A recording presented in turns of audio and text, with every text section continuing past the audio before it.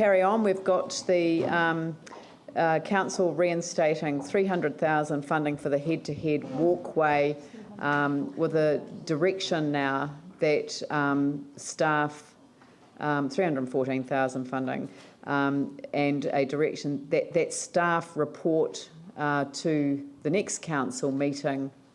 Is that right? Yeah. Sorry, Diane's looking worried. Yes. Yes? That. Yep. That staff report to the next council meeting with alternative proposals around the proposals for deferring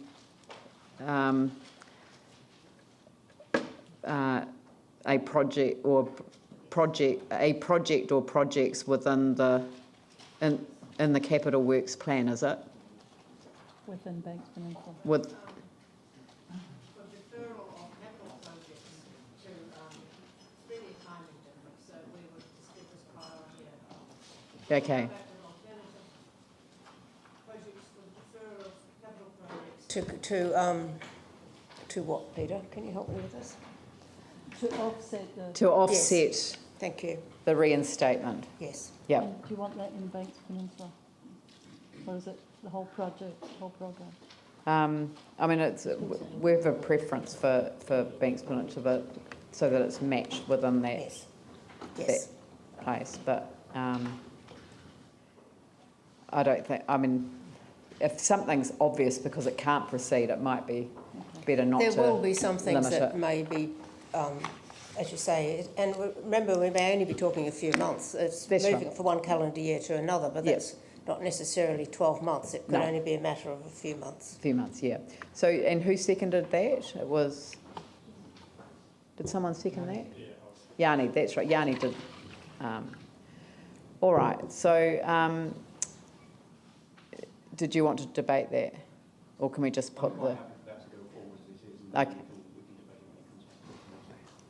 Right. Okay. So we'll I'll put the resolution. All those in favour say aye.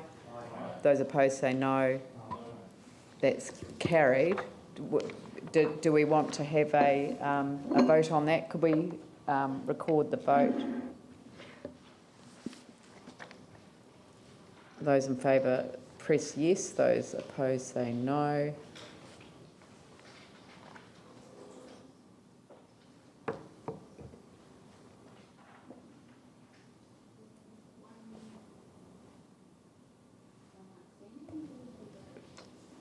Has everyone voted? Oh, Pauline Cotter's not in the room. Sorry.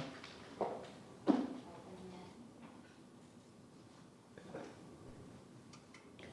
Ellie's not here. Oh, no. So it goes back, Oh, dear.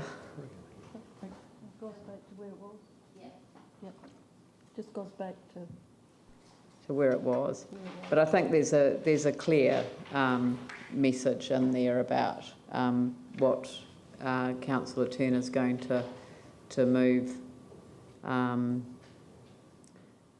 in the is that right? So the report stays as it is. Okay, so right. So I think there's a clear message to the community about there's a level of support for the proposal, and I think that many people weren't supportive because of the process. So I think that certainly they should be encouraged to make a submission during the council process as we hear those submissions. So the next question is there any more debate on the annual plan itself? Otherwise, I'll go back to the resolution. Staff have highlighted the need to make an amendment, and if Councillor Manji and Goff would please just simply adopt the extra resolution. Can we scroll up?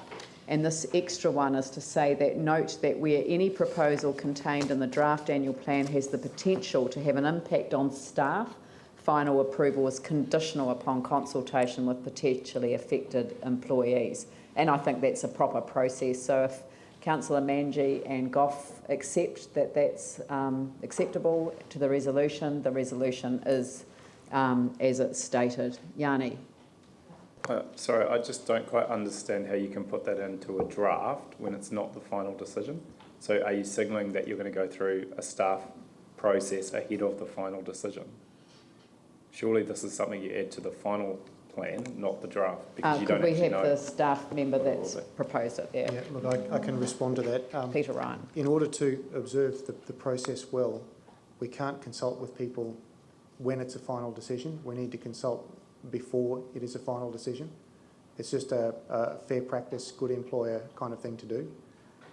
We have also had a legal view on this, and it was very clear that we need to consult with staff before the decision is made.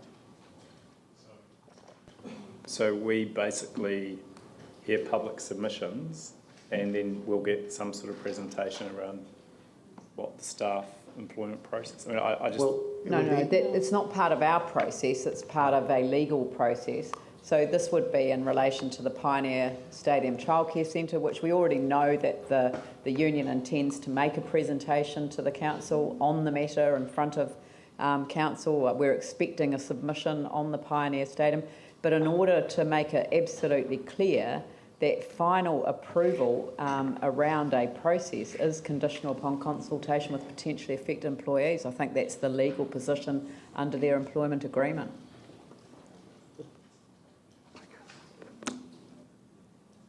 Is that, I mean... Yes, that's right. It's also not just Pioneer, it's also any staff whose rosters are affected, so that's libraries and rec and sport.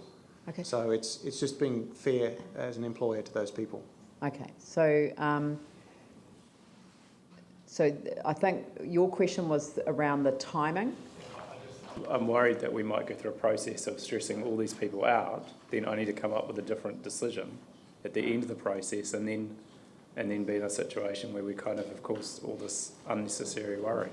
But I mean, you know, obviously you've taken advice. I can appreciate that, but we've had 2 sets of legal advice on it, and it's the good practice way to go. I think in future it'd be really good to get legal advice prior to the meeting so we can actually see it as councillors. Right. Well, that is in fact verbatim the legal advice we receive. All right, so there being no further amendments and no further discussion, I'll put the motion. All those in favour say aye. Those opposed say no. That's carried. Thank you very much. I declare the meeting closed. Oh, sorry. No. I made a mistake. Oh, God. That's so unfair. I don't declare the meeting closed. I needed to, first of all, that... Resolved as... What? Resolved to... you've done that. No, sorry, I meant to... Sorry, what I meant to do was... Resolved to accept The supplementary matters need to be moved and adopted first, and then clause 2 put for adoption. So... Sorry, I thought I had a resolution around the supplementary matters. We take that no. Yeah. We take that no. You're okay. What? Okay. So So I'll move that the supplementary Yep. reports be received and considered at the council Yep. meeting today. Today. Yep. Okay.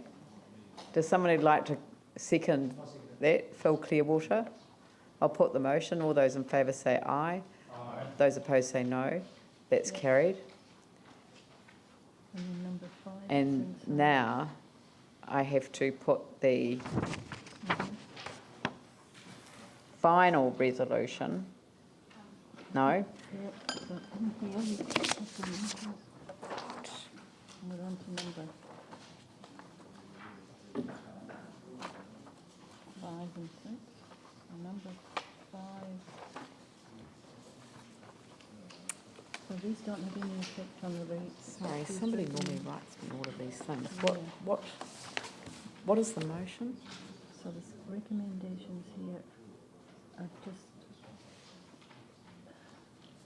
these are the things that we discussed at the workshops. Okay. So we put them in and they don't have any effect on the, Okay. it's a procedural. So, all right, well, I'll move the amendments. Would somebody like to second those amendments? Well, I will, first of all, but we just,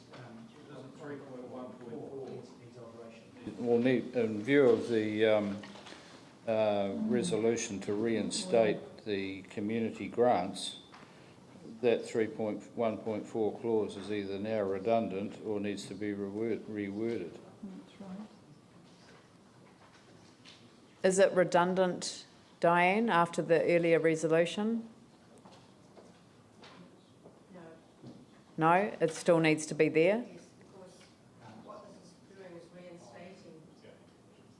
This is reinstating, remember the first stage was to reinstate some, the 390 is to reinstate the balance. Right, okay, yep. Are there any other questions on that? I'll put the motion. All those in favour say aye. Those opposed say no. Carried. The item number 6, which is the draft annual plan development contributions for community infrastructure. I'll move the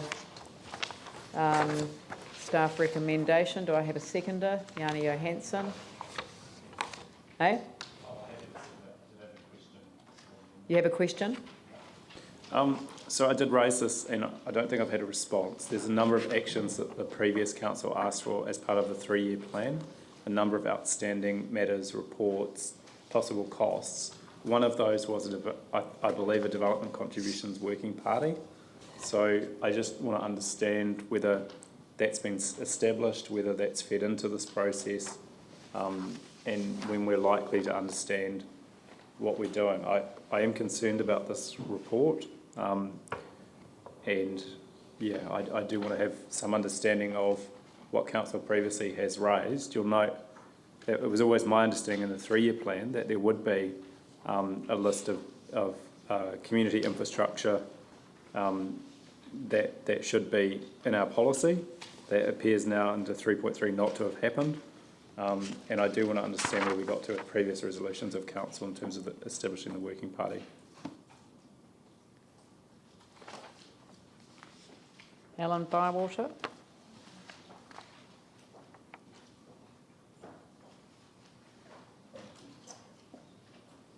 The short answer is that working party has not been formed, and so there has been no input from that sort of body to what you've got in front of you. I guess our preliminary thinking had been to make this sort of adjustment in terms of adding the community infrastructure back to, I think, to the 215 LTP. But I think there was a realisation of the risk of lost income, and certainly the Local Government Amendment Act coming along meant that we have advanced that now into the draft annual plans. We've done it more quickly. Certainly that's not allowed us the opportunity to set up that working party and have the conversation with them in doing that. So this has been put together at a pretty short notice. Can I just, because I don't want to sit through another year of submissions from people upset about DCs with council passing resolutions to establish working parties and work with developers and others around it, to just basically go round and round in circles. So, can we get a clear time frame for when this working party will be established, who's in charge of it, and what the reporting mechanism is? And does it tie into this process that we're going through at the moment so that possibly we could be informed at the end? Can we capture all Councillor Johansson's questions and I'll come back to you? And just the second thing is, why was the community infrastructure taken out of last year's 3-year plan when I thought the expectation was that it would be in there? My understanding is that it wasn't included in the 3-year plan because there was a lot of uncertainty at that point around the capital program, which you obviously need to then establish the DC. Right. So was that a conscious council decision to remove those facilities? That is my understanding. I wasn't close to that process last time through, so. Okay, thank you. Do we need a statement to establish a development contributions working party to report and by the end of May? I mean, do we need to have it as part of the annual plan process? It sounds to me like Yanni thinks there was a working party set up already. No, There's a number of things that happened last year through the annual plan process. We heard submissions from people in the community. We made resolutions. We agreed that things would happen. There's a number of outstanding matters, and I think this will be one of those. It may have been through a different process, but certainly the issue of DCs has been around, and people have been concerned that there was, originally when the policy was developed, a commitment to establishing a working party, and I think we do need to kind of get some clarity around what's happening there. Well, I mean, I'm just wondering whether we should invite the Chair of Strategy and Planning Committee to establish that working party and to report back as part of the annual planning process by the end of May. My understanding was, and Mike T, I don't think is here, but my understanding was that we had development contributions, basically a full review of that effectively coming to the council or to the Strategy and Planning Committee. It is on the upcoming agendas. It's going to be coming to Strategy and Planning. There's going to be a big piece of work done around that. So I don't know if that's effectively what Yanni's touching on is probably in the works. And I can find, and we can get more details around that and report back to the council so they're kept fully in the loop if that helps. Yeah, what I'm worried about sometimes is that if time frames haven't been set, then people lose sight of who's doing what, when, how, and why. And this is kind of one that I think that what I'm hearing from Councillor Johansson, and actually I share this, is that we ought to be driving as a governance body. So maybe I'll just require you offline to report back to council, and maybe if you could place on the agenda an update of where things are up to, and if as part of that process you would like to establish a working party through your through strategy and planning. I have a feeling that might be probably where we're going to go with this as well anyway. But could I just take this opportunity now then, while we're doing that, seeing as we've got Jane's here, I know Mike's not, but if we can just request as of right now, coming from the Chair of Strategy and Planning, an update to all of the council on where we're at with the development contributions review. Yep. There's a number of other actions through that planning, and I did raise this in the discussions we had. Things like opening hours of Templeton Pool, Wi-Fi in the central city. There's a whole bunch of outstanding things that we just need to close the loop on. Yeah, but that's not really the development contribution policy. So, yeah. Got that one. Yeah. So I don't think we need to amend the resolution. It's in the public arena now. That's what needs to happen. I think that we need to really have that report in time for when we're reflecting on the submissions that have been received, because I'm sure development contributions will come up in the public submission process. So it would be very useful if you took that end of May deadline as a deadline for reporting back to the full council as well. Thank you. All right, I'll put the motion. All those in favour say aye. Those opposed say no. That's carried. Yes, we're done now. I'm allowed to declare the meeting closed. Want that bit of paper?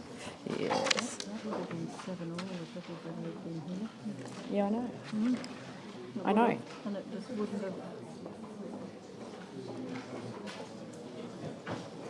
Yeah.